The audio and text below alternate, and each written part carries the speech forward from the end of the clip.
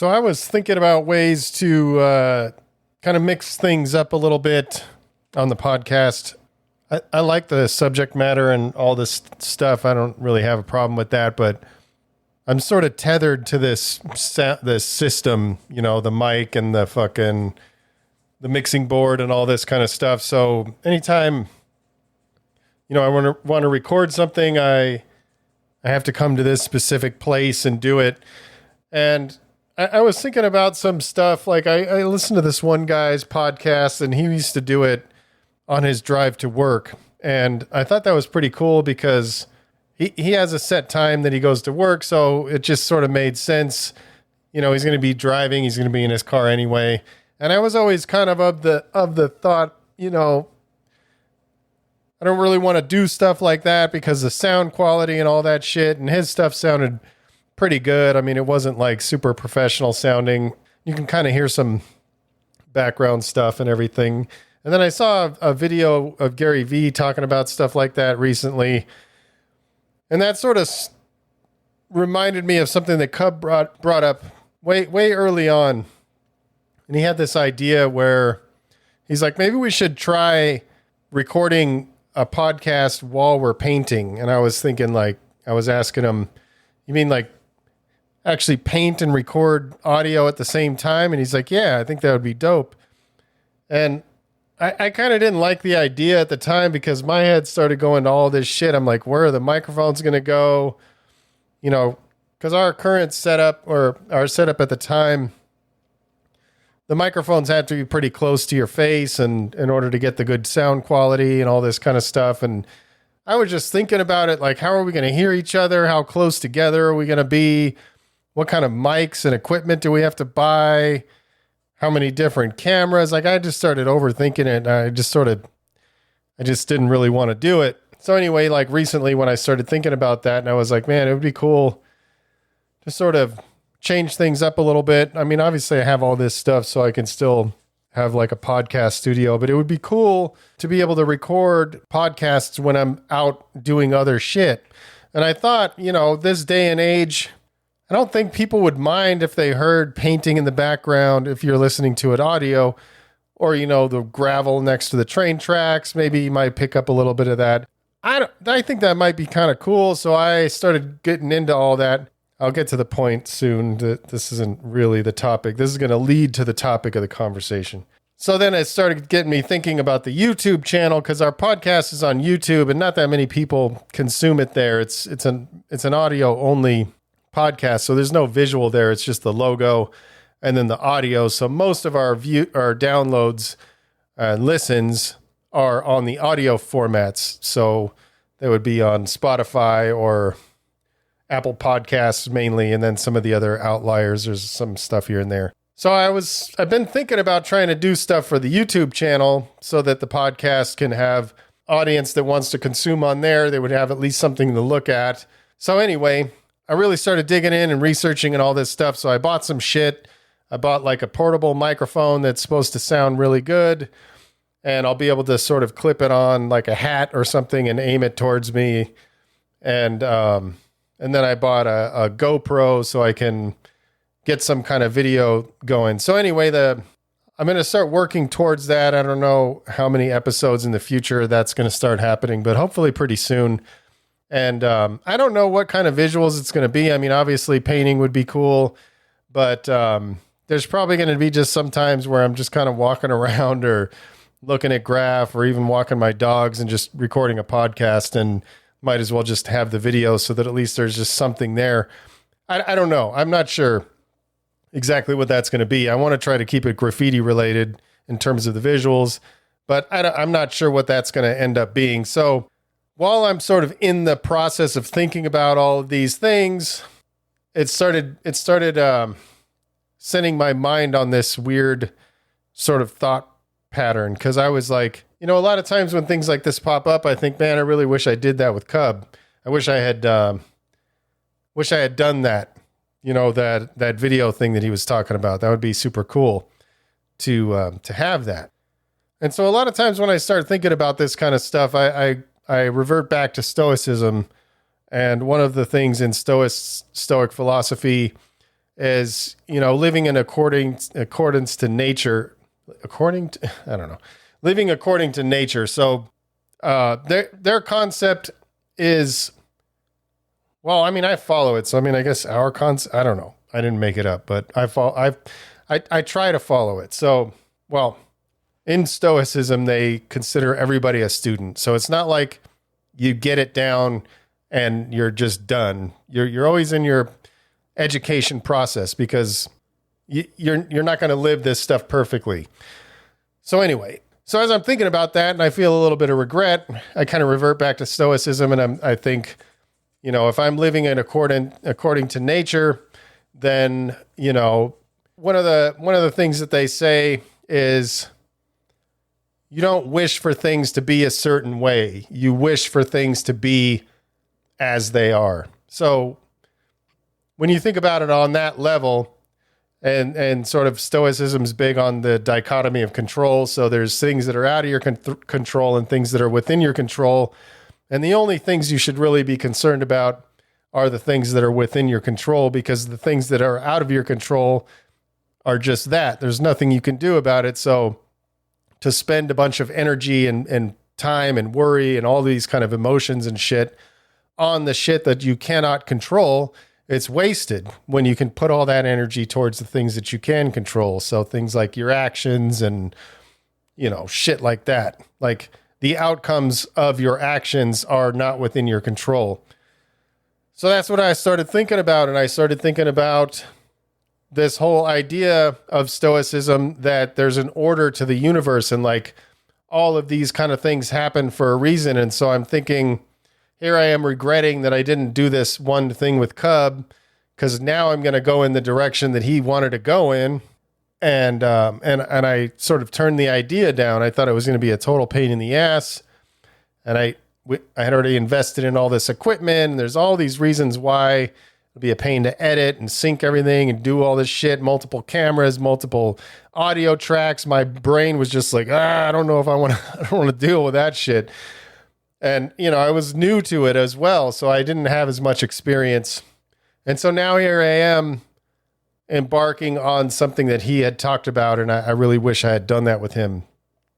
So then when I think about, if I do follow Stoicism and I do believe that there's an order to things, and that's what I'm really going to get into, because I would like feedback from you guys, and I know that this is a seemingly one-way conversation. I'm saying these things and you're consuming it, but I'm more than happy to have these conversations. If you want to join our Discord channel, that would be a great place to do it. Just hit me up on any of the places. I'll tell them in a second. But also, if you want to have a conversation about what I'm about to talk about, I would love to do that as well. So you can always email me, bus@machinestudio.com. You can message me at bus166 on Instagram, at bus166msk on Twitter, and request access to the Discord channel, or we can chop it up on one of those platforms. Probably Instagram, bus166 on Instagram. So anyway, I'm curious if anybody else believes in this idea that the universe has an order, because it's one thing to think, when you look at nature and ecosystems and all of these kind of things, there's like an order to things. There's like, there's prey animals that eat fucking leaves and shit, and they keep the plants like from getting overgrown, and then the predator animals eat some of the prey animals so that the population doesn't get too big. It's a well-balanced thing. Like when an animal dies, scavengers come and they'll eat part of it, eat what's left over, and then the bugs will come and the ants will come and all these kind of things, and everything gets broke down. Some of it goes into the soil and it fucking, fertilizes the soil. Like it's this whole, there's an order. You can see an order to things. And so if you spread out into the universe, there's also an order of the way that we revolve around the sun, and it creates, I don't know that much about all of this shit, but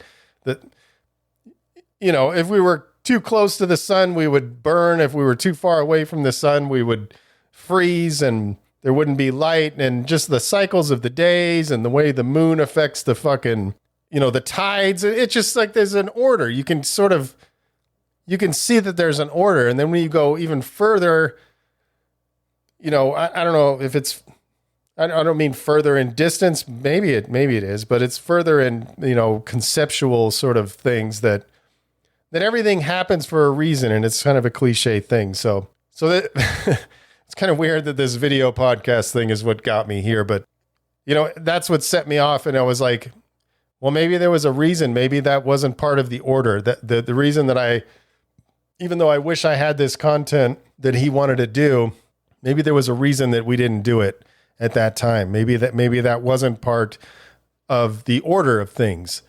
And if you're following Stoicism, then you just accept that that's what that is. I shouldn't regret it because it's like, look, that was just part of the order of things. But then at the same time, there was something that was within my control. Like I didn't have to turn that idea down. So that's where I get a little bit mixed up. And then I get even further mixed up. I'm like, well, if there's an order to things, then why did Cub have to die early? How does that affect the order? And obviously there's no way you can know, right? So that got me thinking about this other thing, this kind of like butterfly effect. Like it's sort of like, try to figure out a good way to talk about this. But I guess one example, I watched this TV show. I can't remember what it was called, and I don't remember too much about it, but it was like this whole thing where they were able to send somebody back in time, and their whole mission was to send a guy back in time to stop the Kennedy assassination, because they felt like Kennedy was doing all of these things that were going to move humanity forward. And they projected that if he never died, things in politics and the way we live our lives and all of these kind of things would be better. So the whole show was about him trying to get back. And I don't remember exactly, but he like befriended Lee Harvey Oswald, and he was like trying to figure out how to stop this thing. And so long story short, I'm sorry, it's going to spoil it. I don't even know what the fucking show's called, but I'm going to spoil the ending. So turn the podcast off if you want to find this show. But they finally,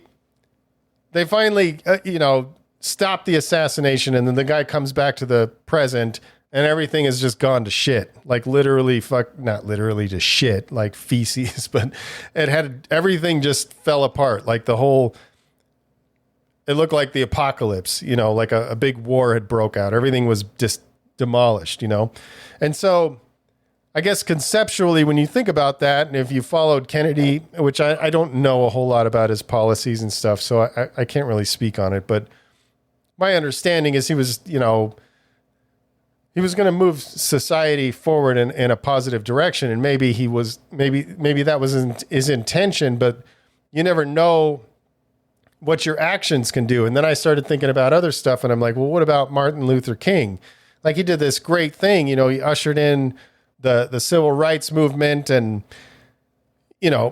nobody's going to stop racism. I mean, obviously it's just humans are weird. Like if there's still races, there's going to be people that are dicks, So, I mean, but at the end of the day, when you look at what he did, he's the one that kind of brought to the forefront that we should be judging each other on the content of our character, not the color of our skin and all of these great things. And then he got killed.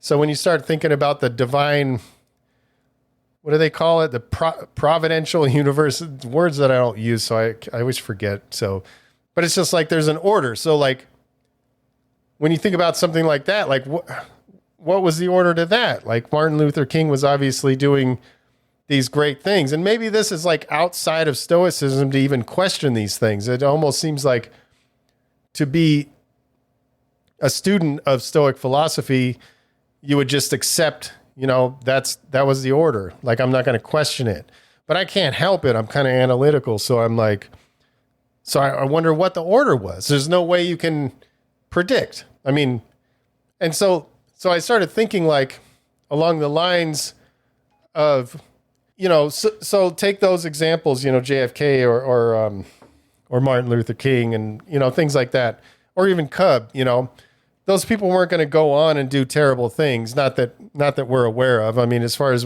I'm not saying they were capable or incapable. We don't know. We have no idea what direction their lives would go. But when you look at somebody like Cub, he passed away like in the most positive part of his life. Like he was really coming into his own. So it just doesn't seem to make a lot of sense that he was taken at that point.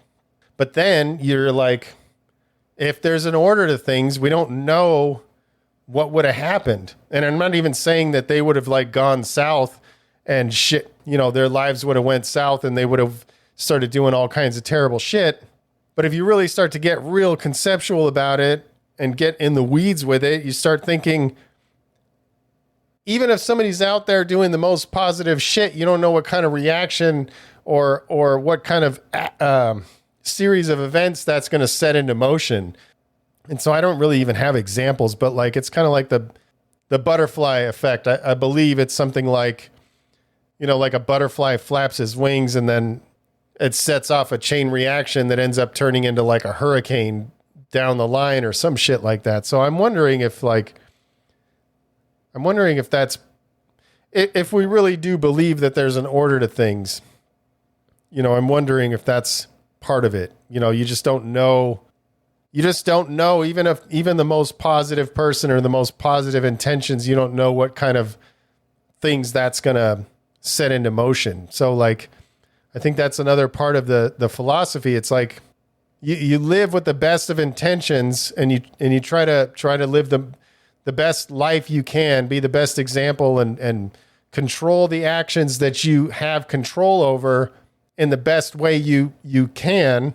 But then the outcome is out of your control and you just don't worry about it because there's literally nothing you can do. Like I'm on a positive path. I don't talk shit to people. I put out this content that I feel is positive and that I feel could be helpful. It's not up to me to decide how you guys receive that. You know what I mean? It's like somebody could listen to this and be like, listen to that guy. He's such a dick. Like, who the fuck is he to tell me all this shit? What does he think he is? And all this kind of stuff. And that could set him off into some completely negative path and I have no control over it. But it doesn't mean I shouldn't put things out there. It just means that I got to do the best I can and hope the outcome is favorable to what I would like. But then it's at the same time, there's nothing I can do about it. I have no control over that. You can just put the things out into the world or put yourself out into the world in the best way you can. And how that lands with people is not up to you. It's completely out of your hands. So I don't know. What do you do with that? I mean, I always find it helpful because a lot of times I do start to focus on the outcome, in business and just life in general. I'm getting older and I'm like, just like, am I gonna ever get to where I really want to get to? And the answer is no, because I may achieve my current goals, but then there's always going to be new goals, And so I just get into my own head a lot. And I think like, I'm about to be 50 and I kind of wish I was further along, but then at the same time, it's like, maybe I'm right where I'm supposed to be. Maybe I'm doing exactly what I'm supposed to be doing.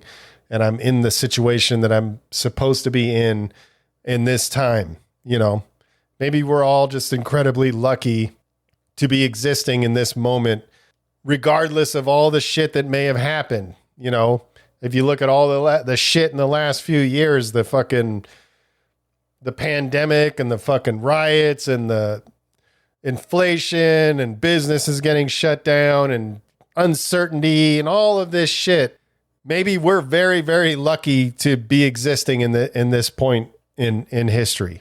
So down the line, we don't know what's going to happen, but maybe this is a blessing to be here right now doing whatever it is that we're doing.